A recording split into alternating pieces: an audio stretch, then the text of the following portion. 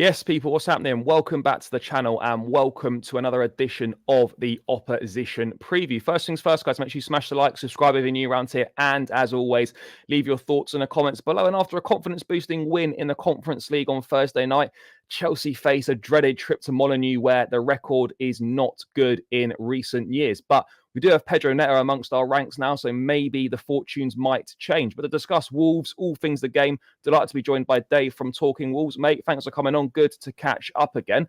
What have you made of Wolves' summer so far? From what I've seen, I've not been across all the business. It doesn't feel like there's been an awful lot going. And obviously, Pedro Neto's the major out. But in terms of incomings, you know, there were links with Aaron Ramsdale I've seen. I don't think that deal's gone any further just yet. But what have you made of the summer business so far, mate?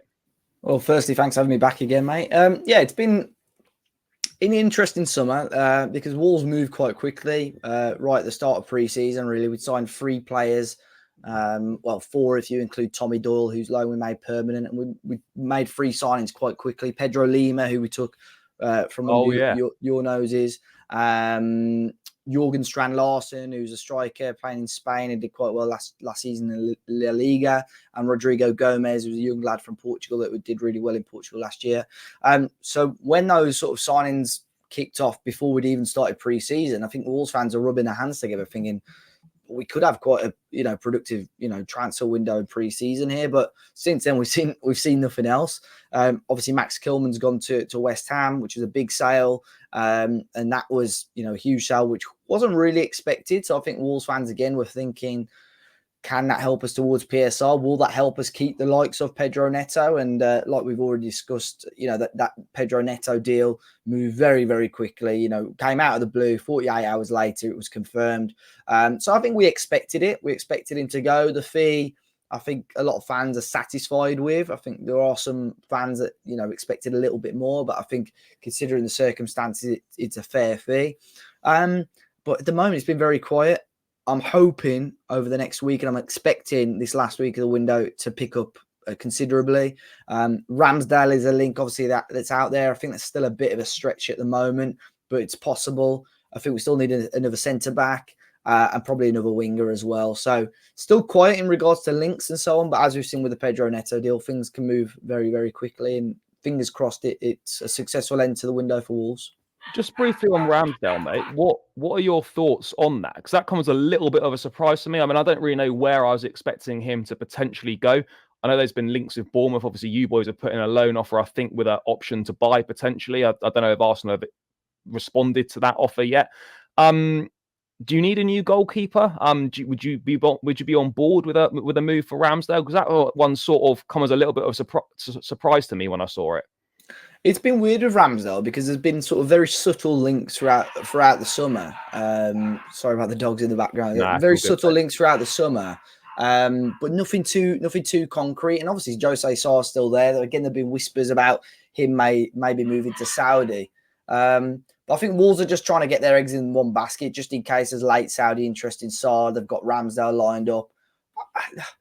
I've not really got a reaction to it. I don't think he's rubbish, but I don't think he's miles better than Jose Sarr. I think it's obviously nice to get another English goalkeeper involved, but it is a lot of money. So a lot of the Wolves fans aren't a fan because he's a West Bromwich Albion fan as well, and he's sort of put that publicly on social media and so on. So I don't know. I think the club are really pushing it. The club really like him. But I've not really got a huge opinion on it. I'd be satisfied if he's in between the sticks, but it's not one of those players that I'm sort of desperate to get over the line. No, yeah, for sure. I mean, you touched on it there. Pedro Neto is the big one that kind of links the clubs. Funny how his first game, first away game for Chelsea is back at Wolves. Strange how these things work out. As you said, the deal sort of appeared out of nowhere. What's sort of the reaction been amongst the Wolves fan base? I mean, I presume kind of, you guys expected him to leave this summer. Probably a big ask for him to stay. Are you surprised that it's Chelsea? I mean, what are the thoughts amongst Wolves fans on him moving and him joining Chelsea as well?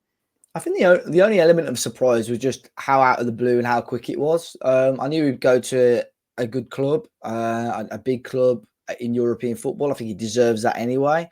It was weird because Wolves fans, and I'm sure you get this in the Chelsea fan base as well, it's so divided on opinion. Like, it's crazy. Like, you could have debates and arguments all day long on social media, but strangely the sort of this deal, because I think it was expected that Pedro was going to leave. It was just everyone was sort of on the same page, really, with their thoughts and opinions on it. So I think we knew.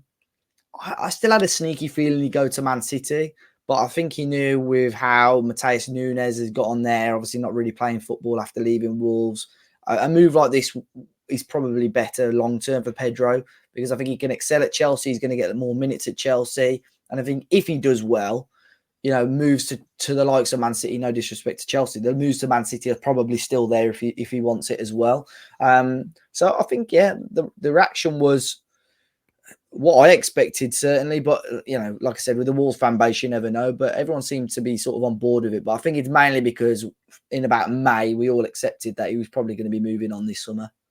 And he'll likely get a good reception this weekend. There's no sort of bad feeling between the fan base and him. None at all. I think it should be a good reception. What again? It's weird. You'll probably get a small section of the fan base try and boo him as always. But yeah, I think he'll get an applaud if he starts or if he comes on when his name's set out on the tannoy. I think he'll get a nice applause. But he was here for a long time. He was here when he was a kid, really, up until where he is now. And I think he's been quite respectful with how he left the club as well. He didn't have any transfers requesting. He was happy in Wolverhampton at least. But I think we all knew, and Pedro knew, that he needed to move on this summer. And obviously you've watched a lot more of him than I have, seen him a lot more closely. Obviously, I mean, we know how good a player he is. Injury issues are obviously a big concern, probably the only concern, really. Hopefully he can get on top of those at Chelsea. But, I mean, if he can keep fit, how good do you think he can become? Because he's still only 24 years of age. He's proven that he can deliver in the Premier League. It feels like he's been around for ages. He's still quite young, as I said. Do you think he can become one of the best wingers in the league? Yeah, I think for sure. I think it's funny because there's lots of quotes. George Mendes, for argument's sake, who's his agent, believes without the injuries, Pedro Neto could be the best player in the world. Like, that's the quality that George Mendes feels that Pedro has. But no, I fully, expect if he stays fit here, he will be one of the talks of the Premier League. You look before he got injured last year. I've had this discussion every season, pre-season, probably for the last 3 or 4 years, where Pedro's looked like the best player in pre-season in the summer. And I'm thinking, this is the year. This is the year for Pedro Neto. And for whatever reason, within a couple of games or a couple of weeks, he gets injured. Whereas last season, it was different because he had a cracking pre-season and it got up to October and he's still cracking on. And the rate he was getting goal involvements was ridiculous. And that's when I started rubbing my hands together, thinking, yes. And then he pulled up against Newcastle. I think it was in October. And then it pulled up again in like January, February time. So if he can stay fit, I think he was on par. If he carried on with the record, he was getting assists at the start of the season. He was on par to break the assist record in the Premier League last year. That's how creative he was and how good he was. The one thing I think he needs to improve is his own composure in front of goal as such. Just that slight bit of decision making. There are one-on-ones. I think he needs to be a bit more clinical. But I suppose if he's playing out wide, that's not his main role or main job. But certainly, I think with better players around him, he could certainly thrive in that Chelsea setup. And Cole Palmer was one of the talks of the league last year. But there's no reason why Pedro Neto can't be if he stays fit. Yeah, I'm definitely excited to see what he can do for us. He's certainly going to be a big plus. I mean, moving ahead to the game, mate. Obviously, you started off with a 2-0 defeat at the Emirates. No shame in that. How are you expecting Wolves to play this season? You expecting, Gary O'Neill to sort of play in a similar way to last season? Do you see the style developing at all? And what can Chelsea expect from Wolves this weekend? Yeah, I mean, we've changed up the shape a little bit. Obviously, last year we were still sticking with the 5 at the back. Max Kilman's gone now. Gary O'Neill switched to a back 4 now. So he sort of played like a 4-3-3, 4-2-3-1 at times, actually, against Arsenal. I actually thought we played okay last week. I mean, like I said, there's no shame in losing at Arsenal. We weren't expecting to go there and beat them, but at times we certainly worried them. When we were 1-0 down, we had 2 great chances where we should have probably levelled up the game, to be honest. And for probably a good 50% of the match, we had Arsenal pinned back in their own half, and playing 10 yards into their own half. So we, if we can play like that at home, there's no, I have no doubt we go on to win football matches. But I think Wolves just want a little bit more control, a little bit more going forward. Goal scoring wasn't so much of an issue, really, when we had everyone fit last year. We looked okay. But certainly we need to make Molineux our fortress again. We did that last year. We had unbelievable form for sort of a good 50%, 75% of the season, to be honest. Picked up some great wins, beat yourselves, Spurs, Man City, at Molineux last year. So I'm really hoping that we can do that again. But definitely going to be a tough game, I think, on Sunday. I mean, yeah, as I said, you guys have got a great record against us at Molineux. I don't know what it is. You just seem to get the better of us there for whatever reason. What are you expecting from Chelsea this weekend? Obviously, it's hard to know what to expect. We might turn up and play really well and things click together because we've got the quality to do that, or we might turn up and we'll be an absolute disaster. I mean, what are you expecting from Chelsea, and kind of what are your thoughts on Enzo Maresca? Yeah, I think you've sort of summed it up there. It's what Chelsea turns up. I'm still very concerned about Chelsea because I just think individually the talent you've got in that squad is, very, very good. And it just takes that little bit of quality for, Chelsea to turn up and, make life very, very difficult for Wolves. But I don't know, just something about Wolves, especially at Molineux, in these games against the bigger sides, we just click and we make life very, very difficult for the opposition. And then we had a conversation about Maresca earlier, but I think it's an interesting one. I think the managerial availability was difficult in the summer. I don't think there were many top managers out there and available, and I think the Chelsea job is a difficult one to walk into at the moment because there's huge expectations. Patience between both, mainly the board, really. It's probably quite low in terms of the patience, but because the manager turnover is so high. But it's interesting. I think it makes sense if you're going to go for a left field shout. It makes sense to go for one of maybe like Pep's disciples, as such I'll put it, because I think we had a conversation earlier about Arteta.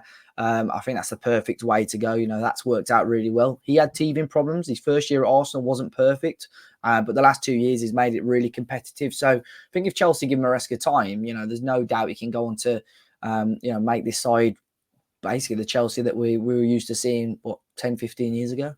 Mate, that's what we're all hoping for. Whether that's going to happen or not, time will tell. How do you see this one going? Do you think you've got what it takes to get your first points of the season on the board, whether draw, win? I think you've got the quality. You managed to keep hold of Cunha, you managed to keep hold of Hwang.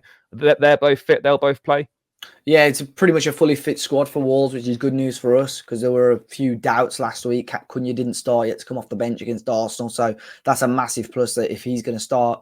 I was going to say there might be a little bit of a hangover for you guys after the Conference League, and I have no doubt one or two of the players that started might, take part and start again on Sunday. But the Chelsea squad is obviously quite deep, so you can have quite a bit of rotation in there. So it'll be interesting. I'd like to back Wolves, but I think I'd take a point. I think, like you said on our channel earlier, 1-1. I think I'd take a 1-1, get a point on the board, and we'll go from there. Yeah, mate, I'm feeling the same. I think we can win, but again, record's not great there. Don't really know what Chelsea's going to turn up. So Wolves is a tricky away game. So I would definitely take a point and then head into the Palace game the following weekend and try and get our first win on the board there. Dave, thanks so much for your time, mate. Greatly appreciated. If people want to check out what you do, where should they go? It's just at Talking Wolves everywhere. If it's on the social medias or on YouTube as well, do the previews similar to this and reaction after the game. So yeah, appreciate you having me on, mate. Again, cheers. Nah, pleasure. No problem at all, guys. Make sure you subscribe to Talking Wolves. Head over and watch the preview that I've done with Dave over on that channel as well. For my thoughts on the game. And yeah, guys, smash the like, subscribe, leave your thoughts in the comments, and we'll catch you again in another one soon.